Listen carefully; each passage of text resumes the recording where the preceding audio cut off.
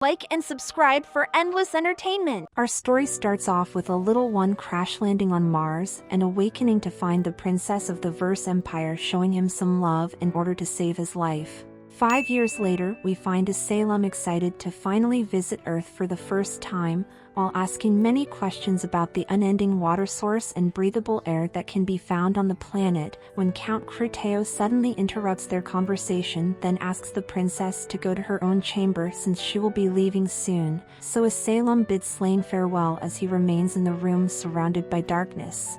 A few hours later, the princess meets with Slain to reveal that she is about to depart on her journey to start peace negotiations between their people, before thanking him for all the knowledge he gave her throughout the years. Fearing for her life, Slain decides to give Salem the one thing he truly owns in this world as a good luck charm, but she refuses since it's the only thing that's left for him to remember his father, until Slain points out that as their savior they would both like her to wear the necklace to honor them. The princess thanks him for his gift as Cruteo comes into the room to announce that it's time to go. She enters the elevator alongside her maid while questioning why the people of Verse hate Earthlings so much even though they were all originally from the same planet.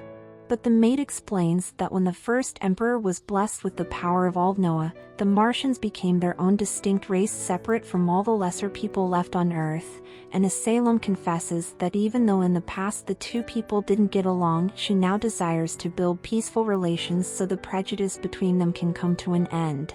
On the level above we see the Count slapping his hardwood across Slain's face, while blaming him for putting all the stupid thoughts about harmony in the princess's head, which has now put her at the mercy of their enemies, then warns that the next time his punishment will be far more severe.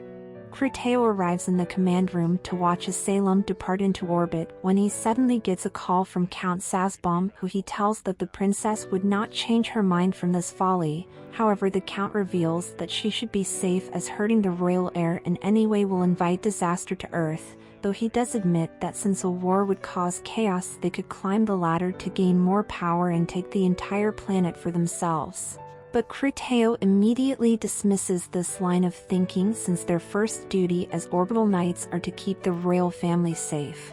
It's explained that when astronauts first went to the moon they discovered the Hyper Gate, which paved the way for humans to terraform Mars, but when the explorers found ancient technology far beyond what humans currently had, the leader among them claimed the title of emperor and declared war on their homeland.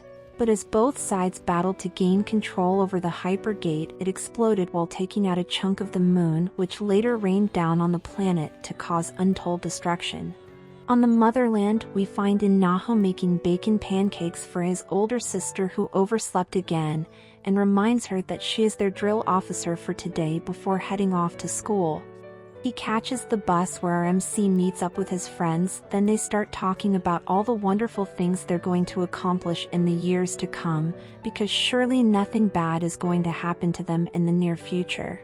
The students arrive at school with Inaho's sister following close behind. She tells the teacher to stop drinking since if the children were to notice they would lose respect for him, but he admits that was lost a long time ago. However, Yuki confesses that the teacher was a fine soldier in her eyes before she goes to give the students the best PE session in the history of mankind.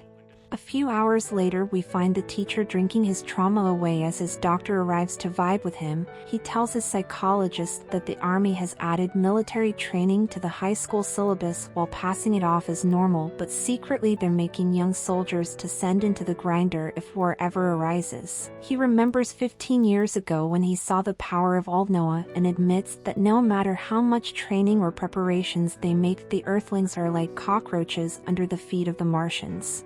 Everyone gathers on the streets to witness the Princess of Verse visiting their planet for the first time, but some shady-looking mofos communicate from the shadows to open up a truck that fires off a barrage of missiles.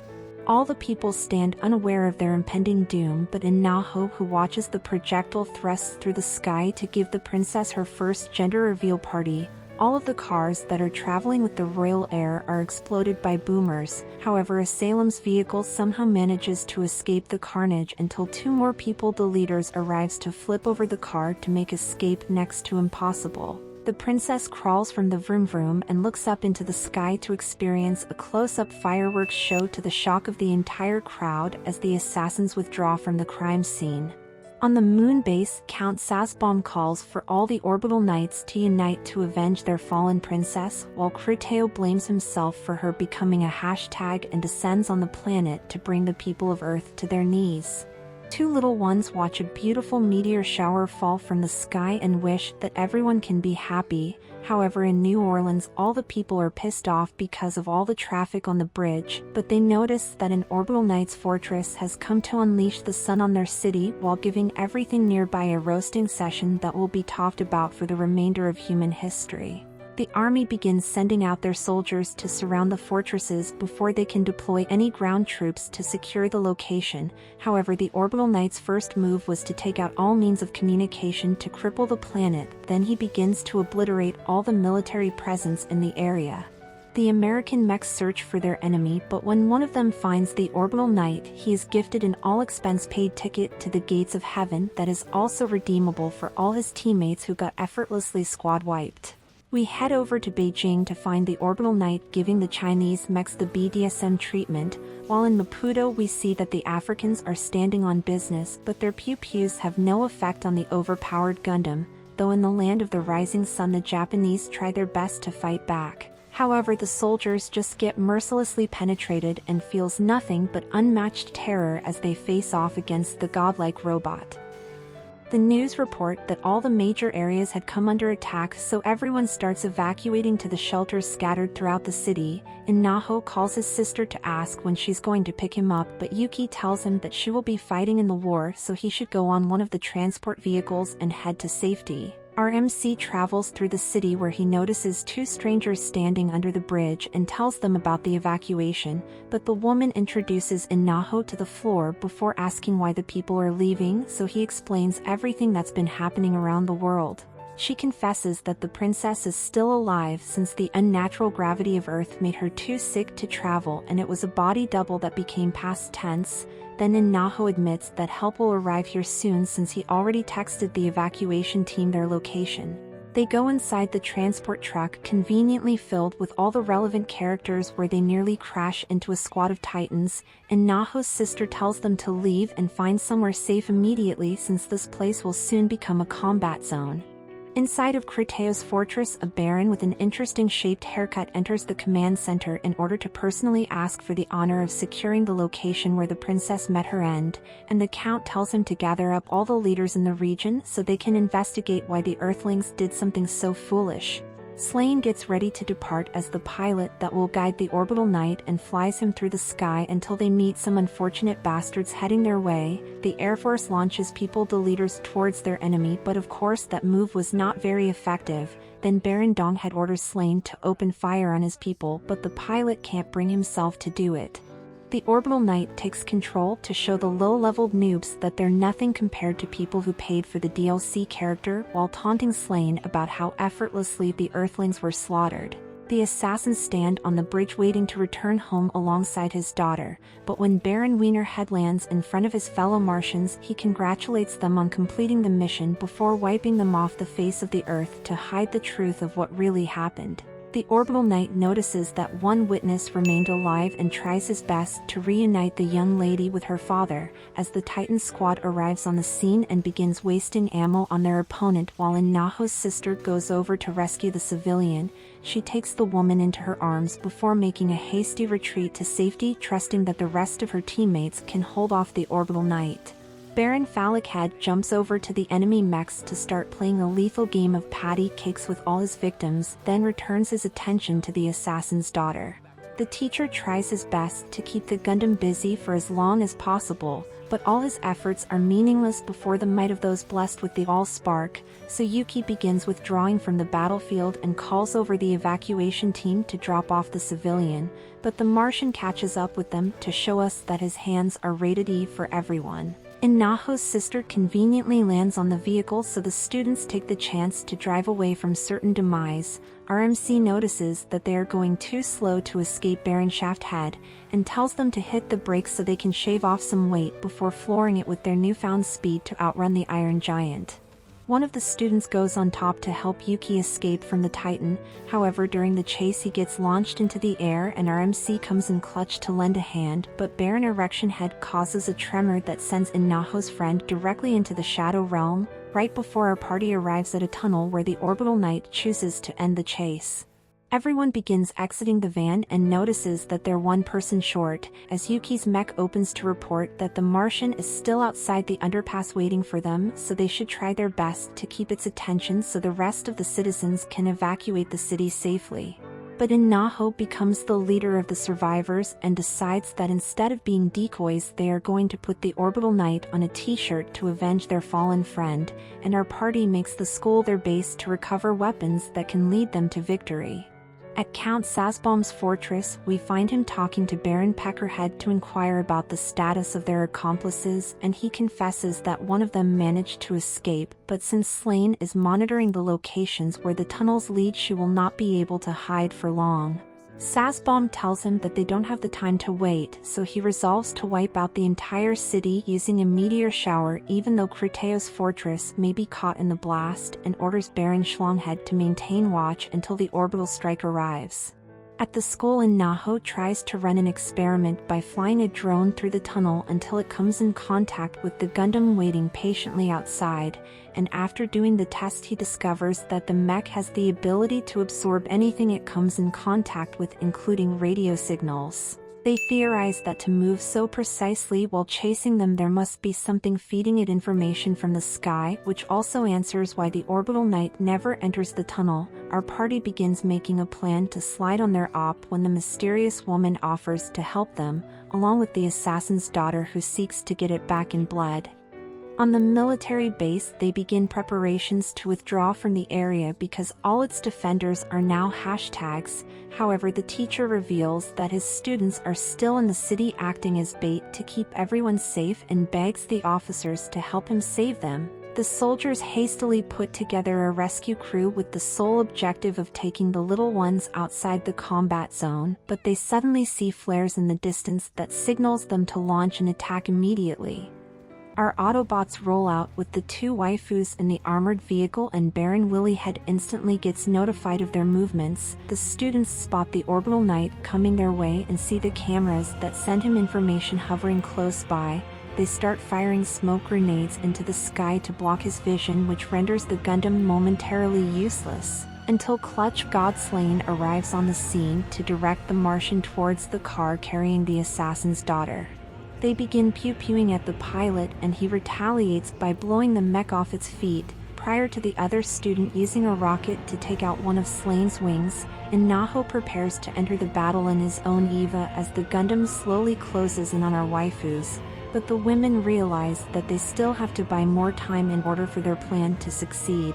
The Orbital Knight manages to disable the Vroom Vroom permanently, and in a bid to stall their pursuer, the mysterious woman starts walking towards Baron Willyhead while commanding him to stop his war crimes at once. Then the stranger reveals the very obvious fact that she was the princess in disguise all along.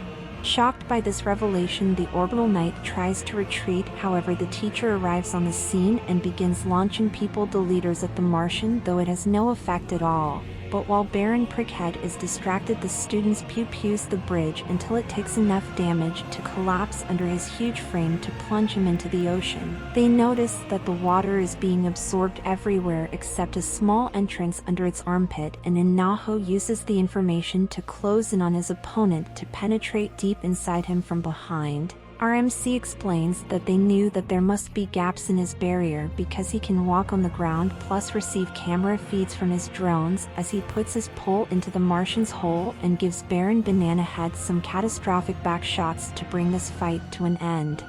Everyone is shocked by what the students managed to accomplish, yet our party quickly realizes that they must withdraw from this location before any backup arrives to help the Martian. After they leave, we sadly find out that Baron Granulated Seastar Head is still alive. Slane says that they should go save the princess, but the Orbital Knight confesses that he needs to make her past tense or she will brand all who were part of his plan as traitors. The pilot draws the Martians pure and channels the power of America to put a brand new hole in Baron Mushroomhead's chest to bring the mighty Orbital Knight to his knees, before ending the poor bastard's subscription to life by rearranging his guts.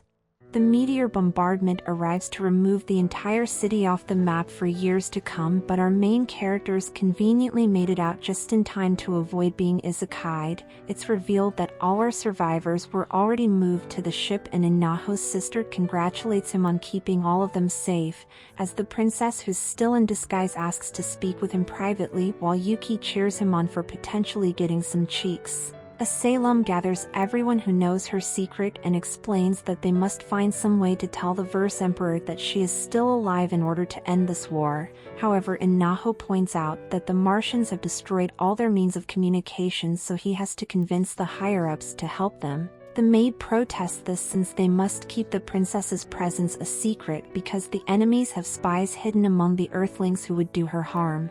They return to the storage area where the students mourn their fallen friend and swear to get revenge on all Martians for what they did to the city. While Inaho discusses with Ryet about what to do next, he tells her that they should not let anyone find out the truth, considering that in times of war people will listen to their emotions over reason. But the assassin's daughter says that she will be watching the princess closely because no one from the Verse Empire can be trusted. In the night, we find the ship docking at a cargo port that will be made into their new base while they wait for the army to bring our survivors to safety. Everyone begins working together to empty their load all over the camp, but a soldier sees a hostile Eva using their comrade's loot box as a shield before tossing it away. He starts pew-pewing the enemy, so the Gundam quickly runs behind cover, which allows the Titan squad to close in on the Martians' location. The Orbital Knight rejoices from this challenge and activates the Aldnoah drive to power a super hot plasma blade to do battle with his foe. They use their advantage and range against the melee unit, but he cuts through any projectiles that come close before going over to show the Earthlings how they divide by two on Mars. Our survivors have regrouped on the ship to flee back to the sea where they can destroy it from afar. However, the Orbital Knight comes on board to play catch with his sword and take out a control tower. The student watches as their doom slowly walks towards them, and the princess resolves to reveal herself to him despite the risks if it means that everyone else will be safe, but Inaho tells her to remain inside while he takes on this new threat.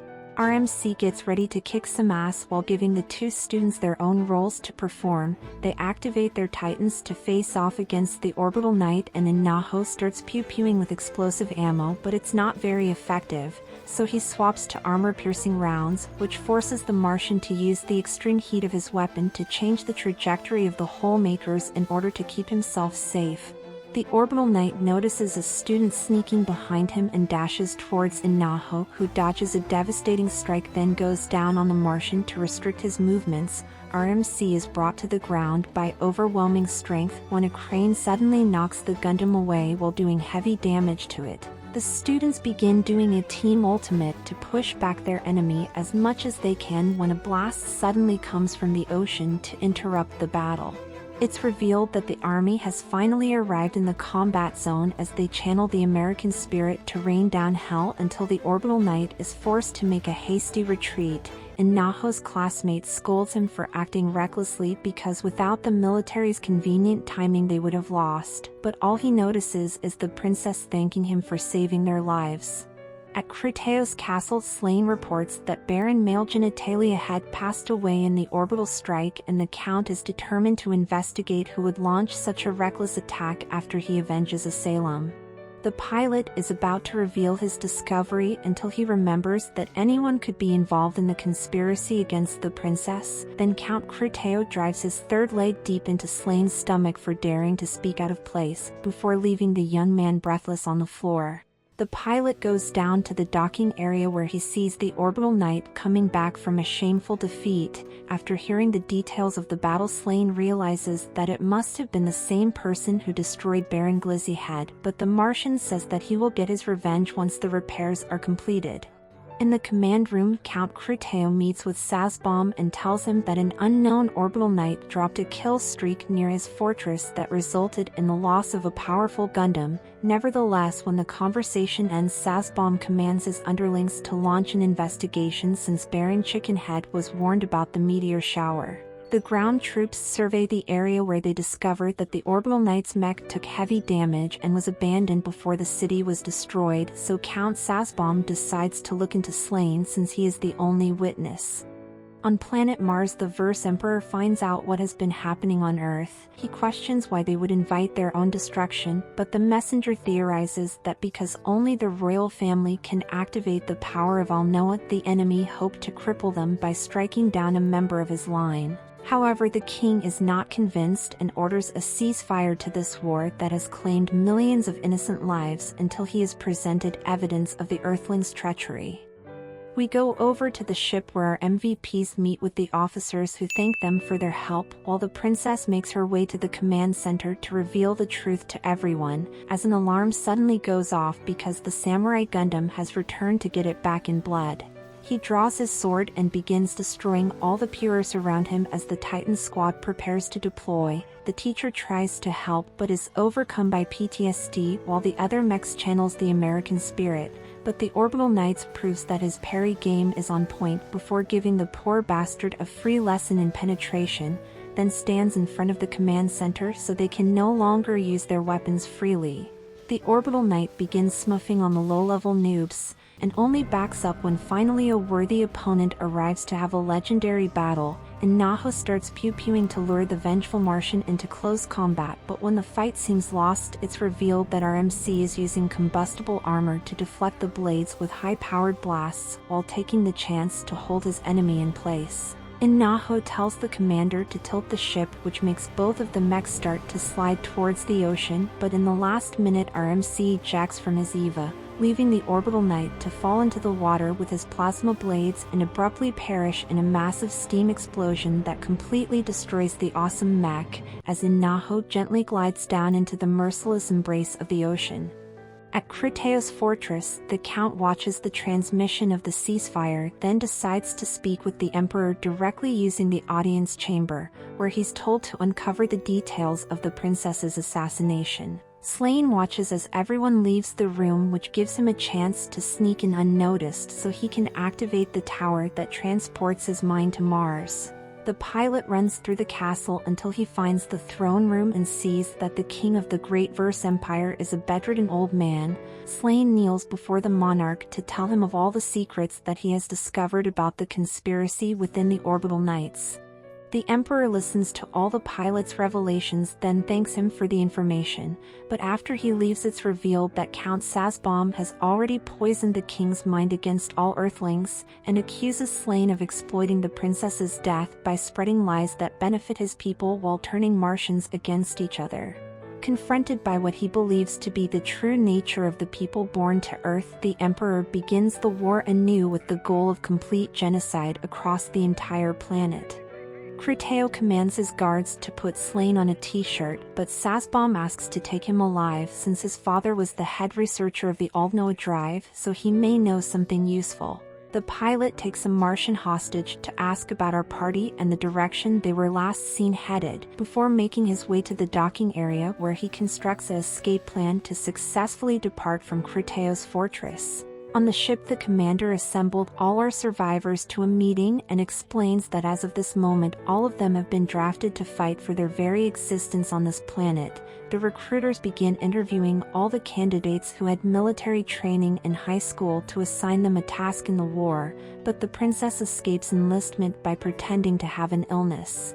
Our party discusses their new jobs in life when the teacher comes over to tell them not to worry because everyone on both sides of this war are virgins to the occupation since all the experienced soldiers passed away 15 years ago in the moon explosion. Inaho points out the teacher survived the battle, but he explains they went up against the enemy Gundam with a fleet of tanks, so they were all slaughtered, and after he wrote his report about the Martians' advanced technology, the officers in command thought he went mad, then dismissed it. Hours later, we find the princess enjoying the scenery with our MC by her side. Inaho asks about the Aldnoah drive, so she reveals that it's a power source that only members of the royal family can activate, which gives her people technology that shouldn't normally be possible. But while the Martians are more advanced, their planet has little resources available, and this is why some members of the Orbital Knights wants to forcibly make Earth a part of the Empire. In the command center, it's decided to make the place where the teacher's entire unit was wiped out their base, reasoning that it has a population of 0 and it's unlikely that any Martian would target that area. The victim of war reminisces about his past. When the doctor questions if it's the right time to be drinking, the teacher makes the best throw in the world to honor all the friends that were lost on the island, as the commander joins them on deck. The captain reveals that her big brother was also there with the teacher in the first invasion, and she can't find it in his heart to forgive him for smoking her sibling. Instead of finding a way for both of them to escape, the teacher starts tweaking from this sudden admission as a heavy object suddenly crashes into the ship to signal an enemy attack. It's revealed that robotic hands have begun relentlessly fisting the ship until it can no longer handle the pressure and stops responding to controls. All of our party suits up in their EVAs to fight against this new threat, while the Orbital Knight watches her victim from afar and shows pity for what's about to happen to the unnamed characters. She unleashes the Doom Fists on the poor bastards, though the Titan squad tries to pew them down, but they're completely bulletproof, so no matter what they do, it always ends in them getting an unwanted hand job.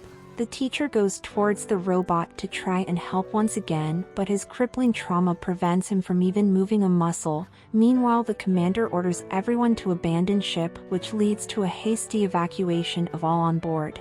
The Orbital Knight decides to stop playing around, then launches lethal high fives to end our survivor's subscription to life. However, Inaho has begun to use explosive rounds in order to throw the master hands off course until he eventually runs out of ammo, and the Martian takes this chance to give them a fisting from the heavens. But when all seems lost, the projectile is suddenly deflected as Clutch Godslain arrives on the battlefield. Like for a cat girl, subscribe for a waifu, and remember to stay swifty. Ooh.